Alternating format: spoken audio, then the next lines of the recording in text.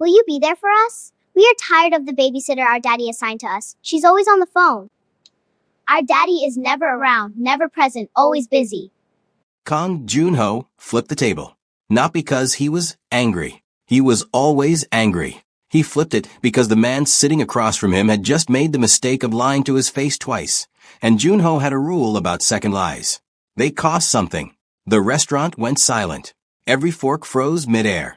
Every conversation died. Even the soft jazz playing from the ceiling speakers seemed to hold its breath. Junho straightened his jacket, smoothed the front of his charcoal suit, and looked down at the man now pressed against the wall with marinara sauce on his shirt. Clean yourself up, Junho said quietly, and wire the money back by Thursday. All of it. He didn't wait for an answer. He never did. His table, the corner table, the one the restaurant permanently reserved for him every Thursday evening, was now the only upright table in that section. He walked back to it, sat down, and picked up his water glass like nothing had happened. Around him, 3 bodyguards returned to their positions. The other diners slowly, carefully, resumed breathing. Junho was used to silence following him into rooms. He was used to people moving out of his way before he even got close. He was 38 years old, had built an empire on fear and precision, and had not once, not in 20 years, been caught off guard. Until 2 small hands touched his arm. He didn't flinch. Flinching was for people who weren't prepared. But something shifted behind his eyes, something fast and unreadable, as he looked down and found 2 little girls standing beside his chair. They were identical. Dark brown skin, sharp Korean eyes, 2 matching yellow dresses that had seen better days. One of them had a small cut on her knee. The other was clutching a stuffed rabbit with one ear missing. They couldn't have been older than 5. The one without the rabbit spoke first. She looked directly at him. Not at the floor, not at his bodyguards, directly at him, with the kind of eye contact that made grown men uncomfortable. Are you eating alone? She asked. Junho stared at her. Zoe, the other twin whispered, tugging her sister's sleeve.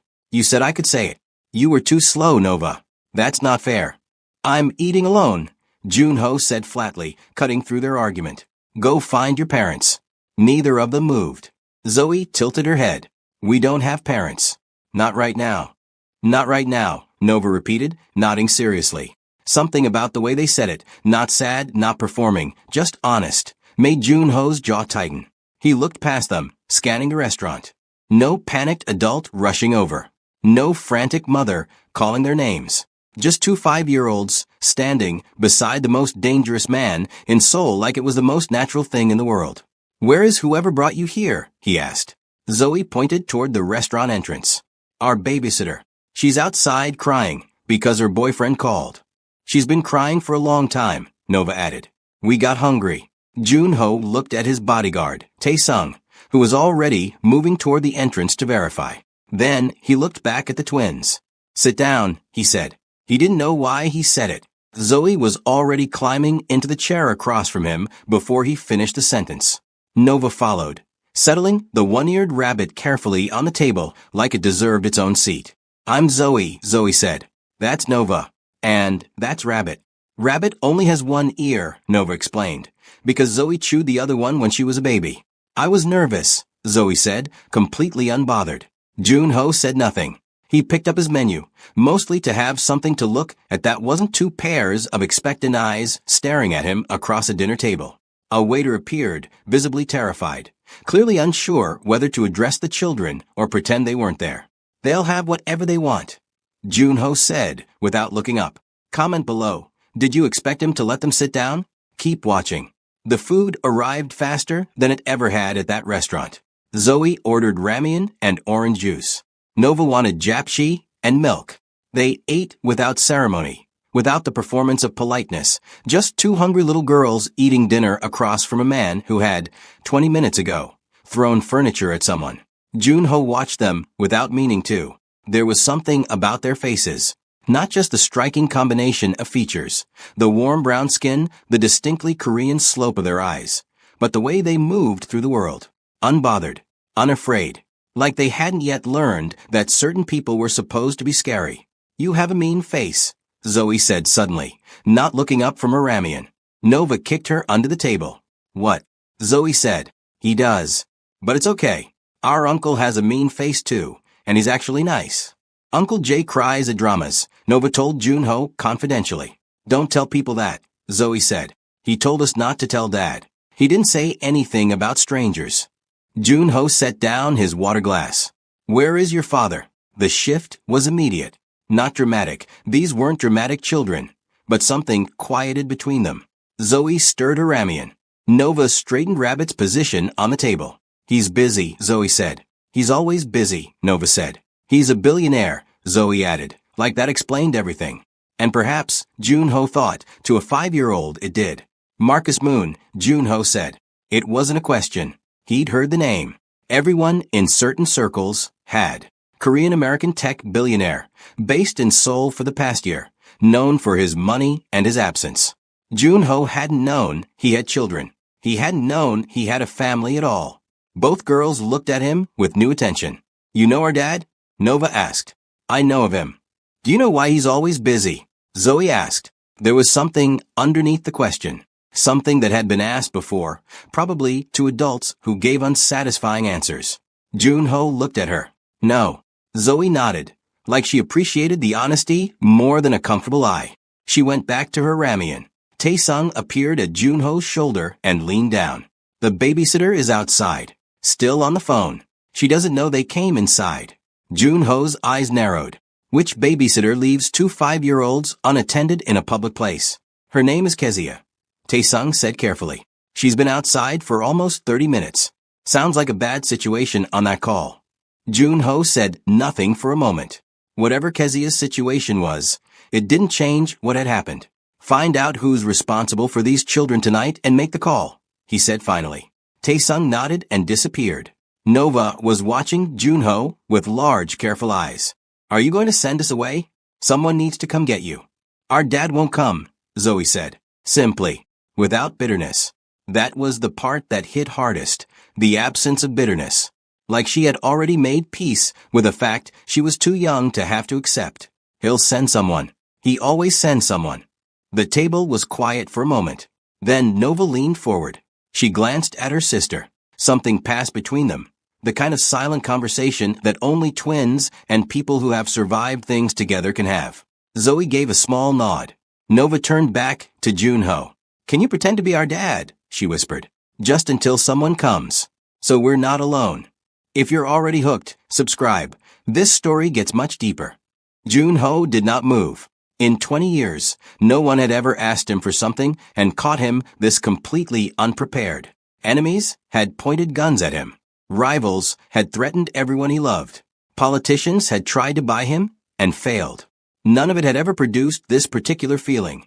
This strange, airless sensation in his chest, like something had reached through his ribs and squeezed. You don't know me, he said. You let us sit down, Zoe said, as if that settled the matter entirely. Mean people don't let you sit down.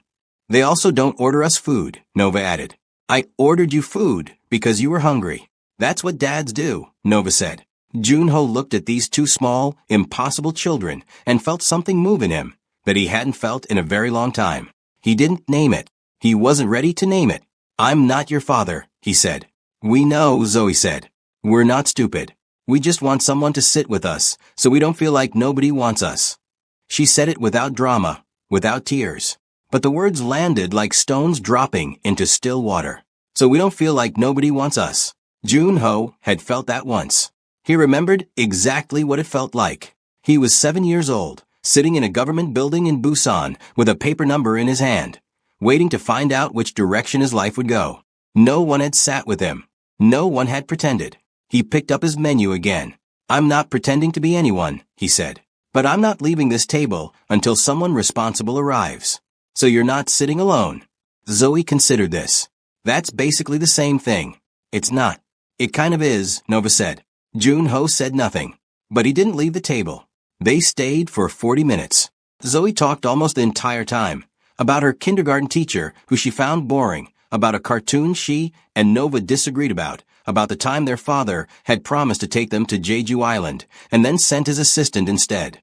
The assistant was nice, Nova said fairly. That's not the point, Zoe said. What's the point? Junho asked.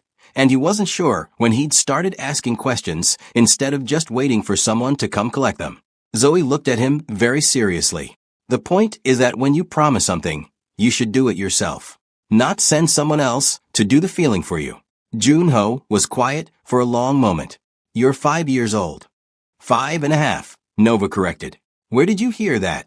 Zoe shrugged one small shoulder. I didn't hear it anywhere. I thought it. I think a lot. She paused. Nova thinks a lot too, but mostly about food and rabbit. That's true, Nova agreed peacefully. His phone buzzed. A message from Taesung. Their household manager is on the way. 20 minutes. 20 minutes. Junho set the phone down. Nova was looking at Rabbit with a thoughtful expression. Then she picked the stuffed animal up and placed it carefully in front of Junho. He stared at it. Rabbit helps when things feel heavy, she said. You look like things feel heavy.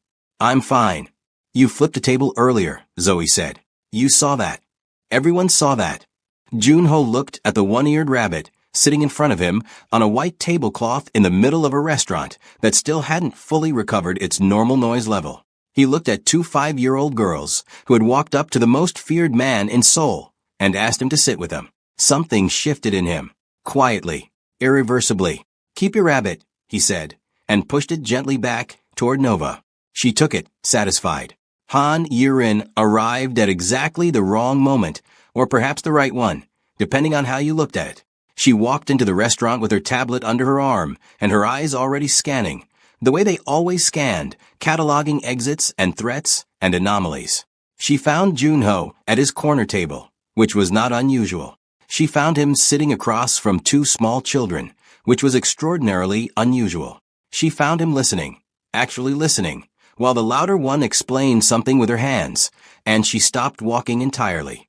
In 6 years of working for Kang Junho, Yirin had seen him negotiate with crime lords. She had seen him dismantle 3 rival organizations without raising his voice. She had watched him sit in a hospital waiting room for 9 hours without moving when his lieutenant took a bullet meant for him. She had never seen him look like this, like something had been quietly unlocked. She approached carefully, the way you approach something you don't want to startle. Boss, she said. Junho looked up. Something in his face rearranged itself back into its usual arrangement. Controlled, unreadable. But not fast enough.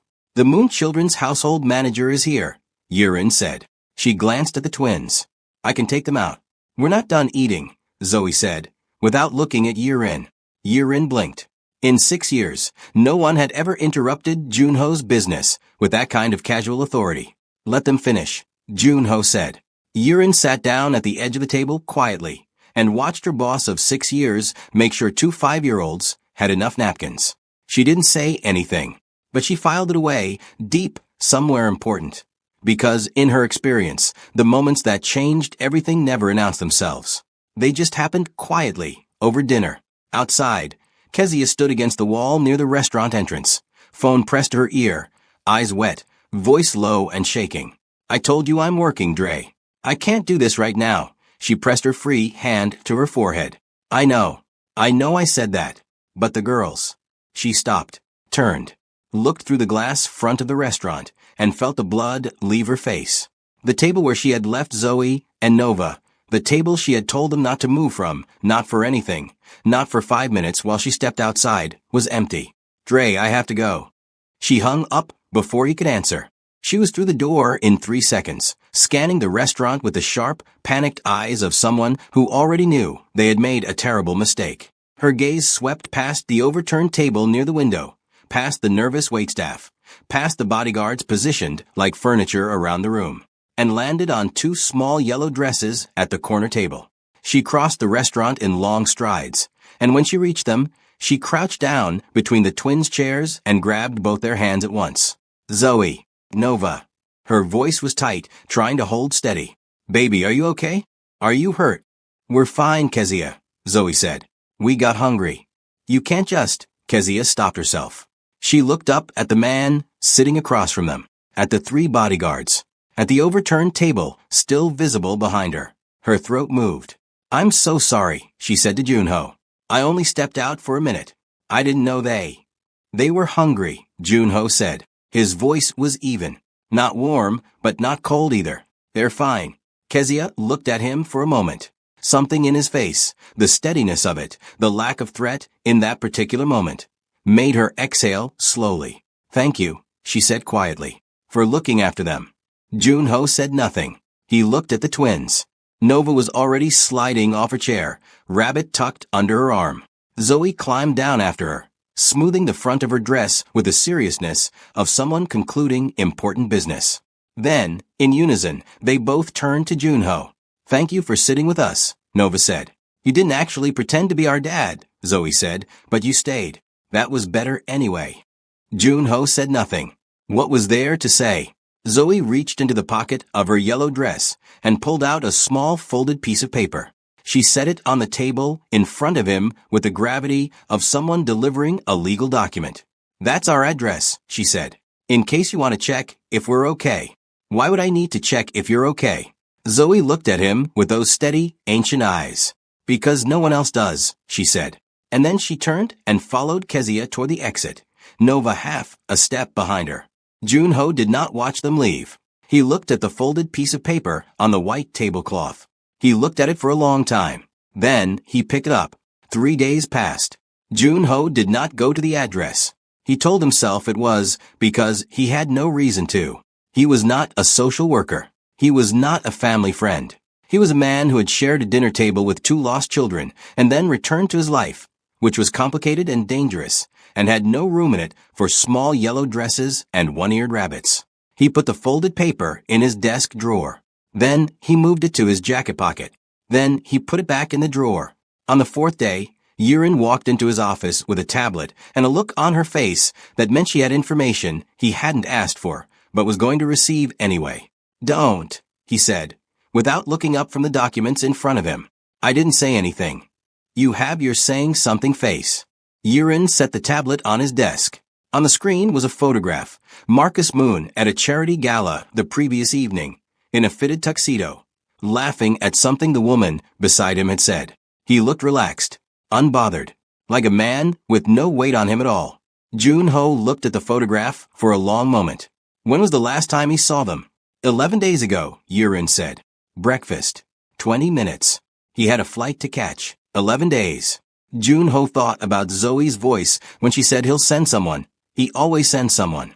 He thought about how she had said it, not like a complaint, but like a weather report. Like it was simply a condition of her life that she had learned to dress for. "And their mother?" he asked. Yurin's expression shifted. Just slightly. Moon Sujin passed away 14 months ago. Cardiac event. She was 32. The office was quiet. Junho leaned back in his chair. 32 years old. 2 daughters, 4 years old at the time. A husband whose response to grief, apparently, was to fill his calendar until there was no space left to feel anything. He understood that. In a way, he didn't want to examine too closely. "That's all," he said. Yurin picked up her tablet. She was almost at the door when she stopped. "They're enrolled in Sabiel Kindergarten. Drop-off is at 8:30. Kezia takes them every morning because Mr. Moon's driver has standing instructions not to adjust the morning schedule." She paused. "I'm not suggesting anything. I'm just telling you." She left before he could respond. He went to the kindergarten. Not at drop-off. He wasn't ready for that, and he was honest enough with himself to know it. He went at pickup at 3:15 in the afternoon, and he sat in his car across the street and told himself he was just checking, just confirming they were fine.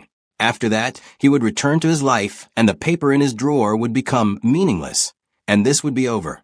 He watched Kezia arrive at 3:10, 5 minutes early, in a dark green coat with a tote bag over one shoulder. She stood at the gate with 2 other parents, checking her phone, glancing up every few seconds the way people do when they are waiting for something they love.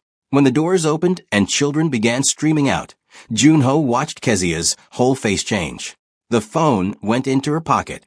She crouched down with her arms open, and Zoe and Nova hit her like small, joyful projectiles, one on each side, nearly knocking her backwards. He could hear Nova laughing from across the street. Something tightened in his throat. He was about to start the car when Zoe pulled back from Kezia's arms and looked around. It was a particular kind of looking, not searching for anything specific, just scanning, the way children do when something in them is always half waiting for someone who doesn't come. Her eyes crossed the street. and landed directly on Junho's car. He didn't move. The windows were tinted. There was no way she could see him. But Zoe Moon stared at his car for a long, still moment with those ancient, knowing eyes. And then she raised her small hand and waved. Junho sat very still.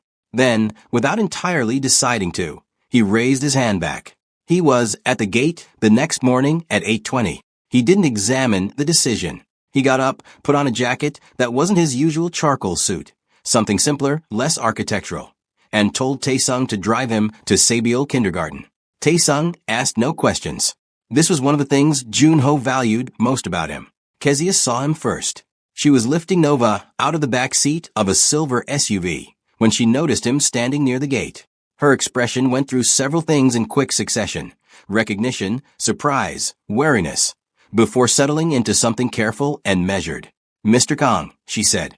Zoe's head snapped around. Her face did the opposite of careful and measured. It did something open and immediate and unguarded, the way only children's faces can. "You came," she said. "Just that.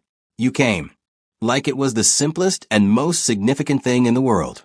Nova scrambled down from the car and stood beside her sister, clutching Rabbit, staring at Junho with wide eyes. "I was in the area," Junho said. Zoe looked at him with the frank assessment of a child who has not yet learned to accept comfortable lies from adults. "Our school is not near anything," she said. "We're 40 minutes from the restaurant." Junho said nothing. Kezia watched this exchange with her arms folded and an expression that was working very hard to stay neutral. She had questions. He could see them lined up behind her eyes, but she was holding them, biding her time. Nova took 3 steps forward and held Rabbit out toward Junho. "You can hold him today," she said, "if you want." Junho crouched down to her level. Up close, Nova's eyes were enormous and serious. Her small face tilted up at him, with an offering in her hands. Behind her, Zoe watched without speaking for once, which meant this mattered. "I thought Rabbit was yours," he said. "He is," Nova said, "but I'm lending him. For the day. So you have something." "Something," he repeated. "Something that's yours for a little while," Nova said, with the careful grammar of a child who has thought about this. "Even if it's not really yours." Junho looked at this child, 5 years old, with her mother 14 months in the ground and her father 11 days gone, offering her most prized possession to a near stranger because she had decided he needed it. He took the rabbit. Nova beamed. Kezia fell into step beside him as the twins ran ahead toward the school entrance. "Mr. Kong," she said, her voice low and even. "I appreciate what you did at the restaurant. Genuinely. But I need to ask you something directly." "Ask." "Why are you here?" Junho watched Zoe hold the gate open for a smaller child who was struggling with it. "I don't have a clean answer for that." "I need some kind of answer," Kezia said. "Because those girls," she stopped. "Choose her words. They attach. Especially Nova. She was attached to their mother's doctor for 3 months after Sujin passed because he was kind to her once in a waiting room. These children are hungry for something, and I won't let them build something on a foundation that's going to disappear." Junho stopped walking. He looked at Kezia fully for the first time. She was maybe 30, with steady eyes and the particular posture of someone who has appointed themselves a wall between something precious and the rest of the world. He respected that. "I'm not going to disappear this morning," he said. "Beyond that, I can't promise you anything. But I don't make promises I can't keep." Kezia studied him. "Zoe said that about you." "What did she say?" "She said you were the first adult in a long time who didn't tell them what they wanted to hear." She paused. In her words, "You have a mean face, but you stayed." Something moved across Junho's expression, brief and unguarded. "She talks a lot. She talks constantly," Kezia said. But there was a warmth in it, fierce and protective. Nova feels everything, and Zoe says everything. Between the two of them, they're one complete, overwhelming person. She looked at him. "Don't hurt them." "I'm not here to hurt anyone." "Good," Kezia said simply, and walked ahead to where the twins were waiting at the school entrance. At the door, Zoe grabbed Junho's sleeve. "Will you be here at pickup?" she asked. "I don't know. That means maybe. It means I don't know." Zoe considered this with the gravity of a judge weighing evidence. "Okay," she said finally. "But if you come, can we go somewhere after? Just for a little while. Kezia lets us go places after school sometimes." Where do you want to go? Zoe looked at Nova. The silent conversation. Nova gave one small, serious nod. Wherever you go, Zoe said. We just want to see what your life looks like. Junho stared at her. My life is not, he stopped. My life is not suitable for children, was the honest ending of that sentence, and he knew it. He also knew that Zoe knew it, and was asking anyway, because the wanting was bigger than the knowing. I'll think about it, he said. Zoe nodded, satisfied, and disappeared through the school doors. Nova paused, turned back, and pointed at the rabbit in Junho's hand. Take care of him, she said. I will. She nodded very seriously and followed her sister inside. Junho stood at the school gate for a moment after they were gone, holding a stuffed rabbit with one ear, in a neighborhood 40 minutes from anything familiar, with Taesung waiting silently by the car and Kezia watching him from 3 meters away with folded arms and careful eyes. He looked down at the rabbit. Something that's yours for a little while, even if it's not really yours. He thought about a folded piece of paper in a desk drawer. He thought about a corner table at a restaurant and a question he hadn't been prepared for. He thought about a 7-year-old boy in a government building in Busan with a paper number in his hand, and how that boy had grown into this, into a man who had built a fortress out of fear and called it a life. He thought about what it meant that 2 5-year-old girls had walked through every wall of that fortress without even noticing it was there. He was at pickup at 3:15. He told himself he was there because he had nothing else scheduled. This was not true. Yurin had messaged him twice about a meeting he had quietly rearranged, and he had not responded to either message, which was unprecedented and which she would have questions about later. Zoe came through the doors first, as he suspected she always did. She saw him, stopped, and for one unguarded second her face did something so purely happy that it hit him in the chest like a physical thing. Then she composed herself, actually composed herself, at 5 years old, and walked toward him with measured steps. You came back, she said. I said maybe. Maybe became yes. This time. Zoe nodded, accepting the boundary, without argument. Then Nova emerged behind her, saw Junho, and did not compose herself at all. She ran directly at him and held her arms up with the complete confidence of a child who has decided, without consulting anyone, that she is allowed to be held. Junho froze. Kezia, arriving behind them, watched with an expression she was very carefully keeping off her face. Nova's arms were still up. She was looking at him with enormous patient eyes. Junho picked her up. It was the most foreign thing he had done in 20 years. His arms didn't know what to do with the weight of her, the warm, small, absolute weight of a child who had simply decided to trust him. Nova settled against his shoulder like it was a place she had been before and put one hand on his jaw. You came back, she said quietly, into his ear. I came back, he said. They went to a park near the school. Not his world, not the restaurants and boardrooms and backroom negotiations, just a park with benches and pigeons and a small fountain that Zoe tried to put her hand in before Kezia redirected her. Junho sat on a bench. Nova sat beside him with Rabbit on her lap. Zoe paced in front of him with the energy of someone delivering a presentation. Our dad has a park, Zoe said, on top of his building. It's not as good as this one. Why not? Junho asked. There are no pigeons, Nova said simply. He doesn't like pigeons, Zoe said. He says they carry disease. They do carry disease, Junho said. Both twins looked at him. But they're also just pigeons, Nova said, with the philosophical patience of someone who has made her peace with the world's contradictions. They're just trying to live. Kezia, seated at the far end of the bench, giving them space while remaining within eye line, pressed her lips together to keep something in. Zoe stopped pacing. She stood in front of Junho with her hands clasped, a posture he was beginning to recognize as her preparing to say something important posture. Can I ask you something? She said. You're going to anyway. Do you have a family? The park was ordinary around them. Pigeons. Fountain. Late afternoon, light going gold across the benches. No, Junho said. Did you ever? Zoe, Kezia said, a gentle warning. It's a real question, Zoe said, not defensively. I ask real questions. Junho looked at her. No, he said. Not in the way you mean. Zoe was quiet for a moment, processing this with the seriousness she applied to everything. Then she sat down on the bench on his other side, Nova on the right, Zoe on the left, and looked straight ahead at the fountain. We don't really have one either, she said. Not anymore. Not since Mama. The word Mama landed differently than anything else she'd said. Softer. Like something she didn't take out often. She would have liked you, Nova said, to the fountain, or to Rabbit, or to no one in particular. You didn't know me, Junho said. She liked people who stayed, Nova said. She always said the ones who stay are the ones that matter. She turned and looked at him with those eyes that were too old for her face. You keep staying. Junho had nothing to say to that. He sat between these two children in a park with pigeons and a fountain and the particular golden light of a Seoul afternoon.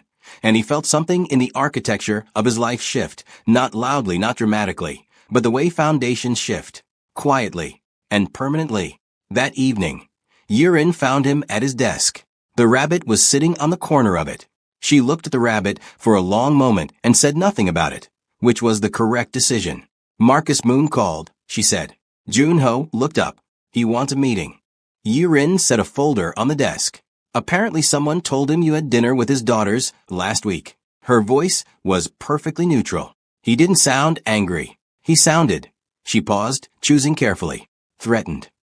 Junho opened the folder. Marcus Moon's face looked up at him from a profile page, confident, polished, the face of a man accustomed to controlling every room he entered. Set the meeting, Junho said. For when? Junho closed the folder. He thought about 11 days. He thought about he'll send someone. He always sends someone. He thought about two girls in yellow dresses sitting in a park explaining why pigeons matter. Tomorrow, he said. Tell him I don't rearrange my schedule. He comes to me. Yirin allowed herself the smallest smile. And if he refuses? He won't, Junho said. He's threatened. Threatened men always show up. Marcus Moon showed up at 9 the next morning. He was taller than his photograph suggested, with the practiced ease of a man who had learned to walk into rooms like he owned them. He sat across from Junho in the same way, back straight, jaw set, the performance of someone who was not intimidated. Junho had sat across from better performances. He waited. Mr. Kong, Marcus said. I'll be direct, please. My daughters are not a project. Whatever interest you've developed. You left them in a restaurant, Junho said. Not loudly, not aggressively, just a fact, delivered at room temperature, with a babysitter who stepped outside for 30 minutes. They came to my table because they were hungry and alone. Marcus's jaw tightened. Kezia made a mistake.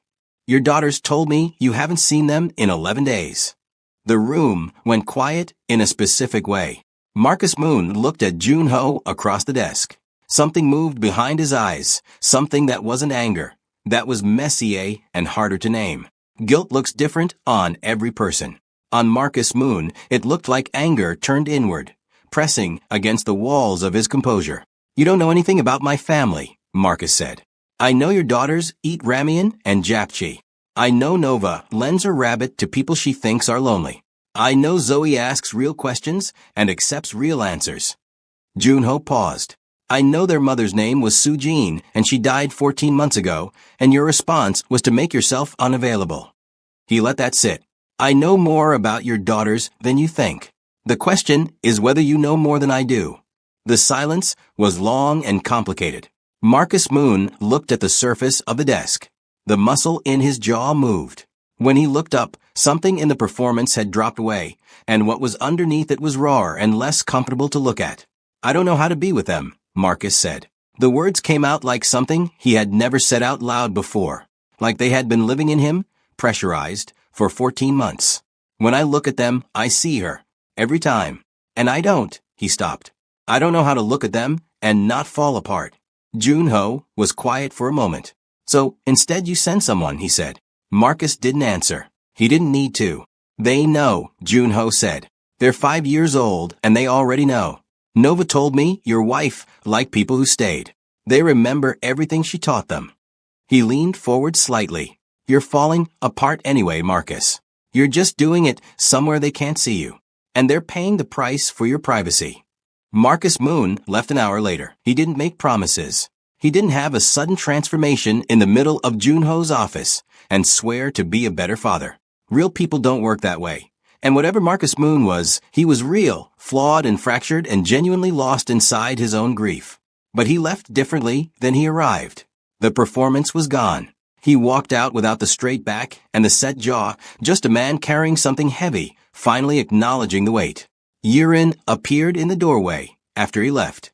How did it go? Honestly, Junho said. She nodded. She understood that was the whole answer. Junho looked at the rabbit on the corner of his desk.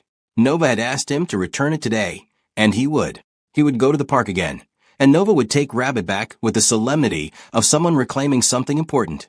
And Zoe would immediately ask him a question he wasn't prepared for, and Kezia would watch from the end of the bench with her careful eyes. He would go, not because he had decided what any of this was, not because he had a name for the thing that had shifted in him at a restaurant table 4 days ago, but because 2 children had asked him to stay, and he had. And now staying had become the one thing in his complicated, dangerous, fortress-built life that felt uncomplicated. He picked up the rabbit.